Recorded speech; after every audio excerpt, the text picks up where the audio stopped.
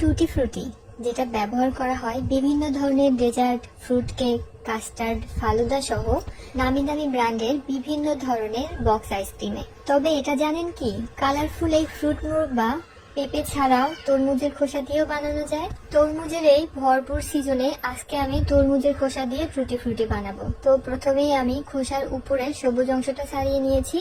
এরপরে যতটা সম্ভব রসালো অংশটুকু কেটে বাদ দিয়ে দিচ্ছি। তারপরে এটা 4 কোনা করে এভাবে কেটে নেব। তো সবগুলো আমি সেম প্রসেসে কেটে নিয়েছি, অর্থাৎ ভেতরে শক্ত অংশটুকু নিয়েছি।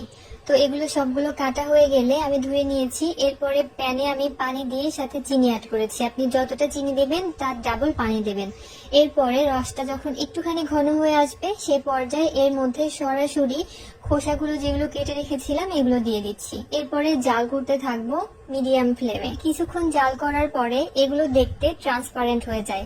আমি দেখিয়ে দিচ্ছি এগুলো কেমন হবে। দেখুন, একদম স্বচ্ছ হয়ে যাবে। সে পর্যায়ে আমি চুলার ফ্লেমটা অফ করে দিচ্ছি এবং এর মধ্যে অ্যাড করব 1 চা চামচের মতো ভ্যানিলা এসেন্স বা ভ্যানিলা ফ্লেভার। এখন ভালো মতো নেড়ে চেড়ে চুলা থেকে নামিয়ে আমি কয়েকটা বাটিতে এটা সার্ভ করে নিচ্ছি। যেহেতু টুটি ফ্রুটি কালারফুল হয়, আমি এখানে কালার অ্যাড করার জন্যই আলাদা আলাদা বাটিতে নিয়ে নিচ্ছি এবং আমি আমার পছন্দ মতো ফুড কালার অ্যাড করছি। তো ফার্স্টেই আমি রেড কালার অ্যাড করেছি, ব্লু কালারটা আমার বেশ পছন্দ, ব্লু অ্যাড করেছি, সাথে সবুজ, ইয়েলো আর এক কালারই রেখেছি যাতে সাদা থাকে। তো এই তো, এখন আমি এগুলো 8 থেকে 9 ঘন্টার জন্য রেখে দেব। চাইলে আপনারা ওভারনাইটও রেখে দিতে পারেন। তো দেখুন, 8 থেকে 9 ঘন্টা পর ফিরে এসেছি। এগুলো কিন্তু সবগুলো কালার সোক করেছে এবং রসটুকু সোক করে নিয়েছে। এখন যতটা সম্ভব রসগুলো আমি একটা স্ট্রেইনারে সেঁকে নিচ্ছি। যদি মনে হয় এক্সট্রা কিছু রস রয়েছে সেক্ষেত্রে এভাবে টিস্যু পেপার দিয়ে আপনারা চেপে চেপে রসটুকু অ্যাবজর্ব করে নিতে পারেন। এখন আমি একটা ট্রেতে এগুলো ছড়িয়ে দিচ্ছি। তো সবগুলো সেম প্রসেসে আমি ছড়িয়ে নিয়েছি এবং চেষ্টা করেছি কালারগুলো সেপারেট করে রাখার জন্য, যেন একটার সাথে একটা লেগে না যায়। সেক্ষেত্রে কিন্তু কালার ট্রান্সফার হওয়ার চান্স থাকে। তো এখন আমি এটা রেখে দেব ওভারনাইট।